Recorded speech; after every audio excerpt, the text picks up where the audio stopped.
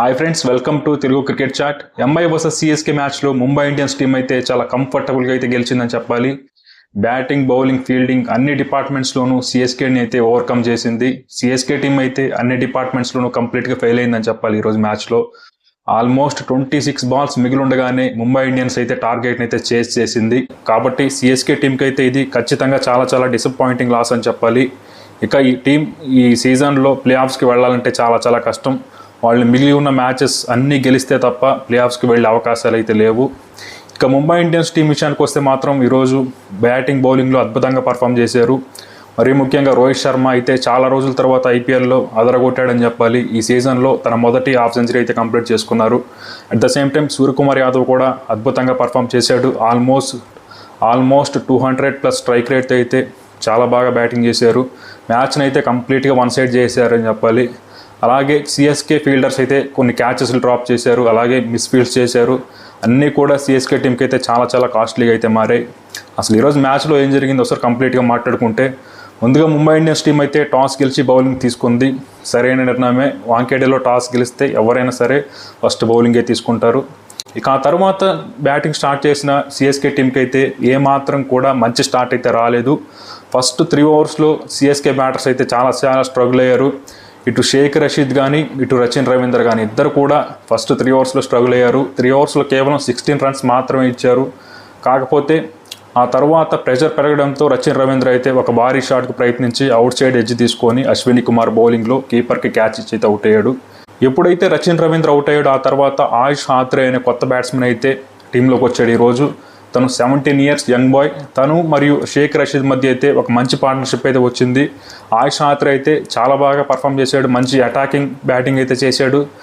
అయితే తను కూడా 32 పరుగులు చేసి అవుట్ అయ్యాడు. దాంతో సిఎస్కే టీం అయితే 7 ఓవర్స్లో 52 రన్స్కి 2 వికెట్స్ అయితే కోల్పోయింది. ఇక ఆ తర్వాత షేక్ రషీద్ కూడా వెంటనే అవుట్ అవ్వడంతో 63 పరుగులకే 3 వికెట్లు అయితే కోల్పోయింది. ఇక ఆ తర్వాత శివం దూబే మరియు జడేజా మధ్య అయితే ఒక మంచి పార్ట్నర్షిప్ అయితే వచ్చిందని చెప్పాలి నిజంగా.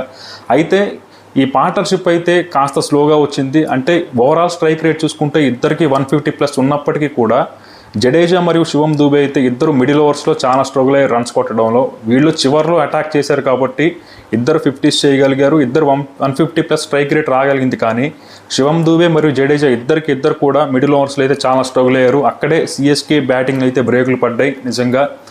ఒకనొక స్టేజ్లో 10 ఓవర్స్కి ఆల్మోస్ట్ 70 or 80 రన్స్ మాత్రమే చేసింది సిఎస్కే టీం.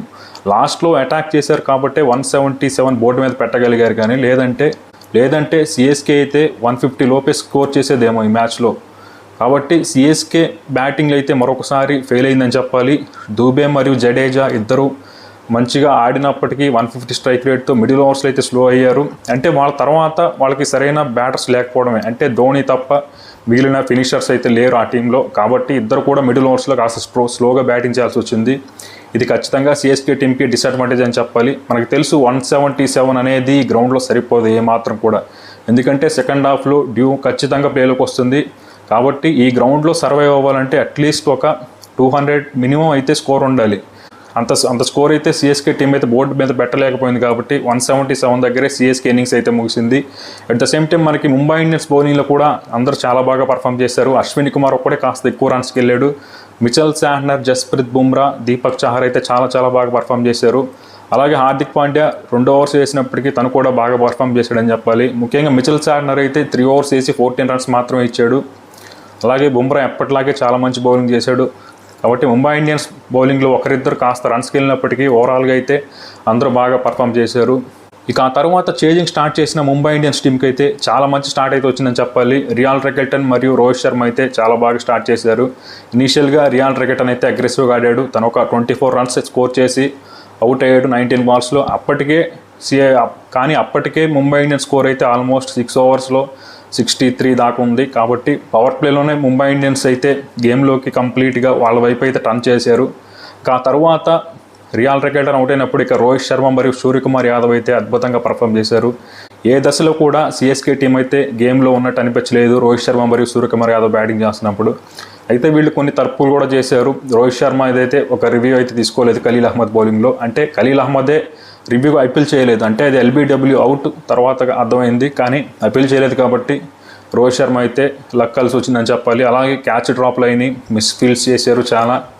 కాబట్టి సిఎస్కే ఫీల్డింగ్లో చాలా తప్పులు చేశారు. ముంబై ఇండియన్స్ వాళ్ళకు వచ్చిన అవకాశాలన్నీ చాలా బాగా యూటిలైజ్ చేసుకున్నారని చెప్పాలి. కాబట్టి ఈ మ్యాచ్ అయితే ముంబై ఇండియన్స్ అయితే కంఫర్టబుల్గా ఆల్మోస్ట్ 26 బాల్స్ మిగిలి ఉండగానే టార్గెట్ అయితే చేసి పడేశారు. రోహిత్ శర్మ అయితే చాలా రోజుల తర్వాత ఐపీఎల్లో ఒక మంచి ఇన్నింగ్స్ అయితే ఆడాడు. ఆల్మోస్ట్ 45 బాల్స్లో 76 రన్స్ అయితే స్కోర్ చేశాడు. స్ట్రైక్ రేట్ వచ్చేసి 168గా ఉంది. అలాగే సూర్యకుమార్ యాదవ్ కూడా 30 బాల్స్లో 68 రన్స్ అయితే స్కోర్ చేశాడు. స్ట్రైక్ రేట్ అయితే 230గా ఉంది. కాబట్టి ముంబై ఇండియన్స్ టీం అయితే చాలా డేంజర్గా కనిపిస్తుంది ఇక్కడ నుంచి. మనం జనరల్గా అంటుంటాం కదా ముంబై ఇండియన్స్ స్లో స్టార్టర్స్ అని, అలాగే స్టార్ట్ అయింది వీళ్ళపైన ఈ సీజన్లో. కాబట్టి మిగిలిన మ్యాచెస్లో ముంబై ఇండియన్స్ టీం ఎలా పర్ఫామ్ చేస్తుందో చూడాలి. వీళ్ళైతే కంప్లీట్గా ఫామ్లోకి వచ్చేసారు బ్యాటింగ్లో, బౌలింగ్లో. ఇన్నాళ్ళు రోహిత్ శర్మ సరైన ఫామ్లో లేడనుకున్నాం, తను అయితే ఈరోజు మంచి ఫామ్లోకి అయితే వచ్చేసాడు. కాబట్టి మిగిలిన మ్యాచెస్లో ముంబై ఇండియన్స్ టీం ఎలా పర్ఫామ్ చేస్తుందో చూడాలి. అలాగే సిఎస్కే టీం మిగిలిన మ్యాచెస్లో ఎన్ని మ్యాచెస్ గెలుస్తుందో కూడా చూడాలి. అంటే సిఎస్కేకి అయితే ఇంకా ప్లే ఆఫ్స్కి వెళ్ళే అవకాశాలు అయితే చాలా తగ్గిపోయినాయి అని చెప్పాలి. 8 మ్యాచెస్లో 2 మ్యాచ్లు మాత్రమే గెలిచారు. మిగిలిన 6 మ్యాచ్ల్లో 6 గెలిస్తేనే వాళ్ళకి ప్లే ఆఫ్స్కి వెళ్ళే అవకాశం అయితే ఉండొచ్చు. మేబీ చూద్దాం ఏం జరుగుతుందో.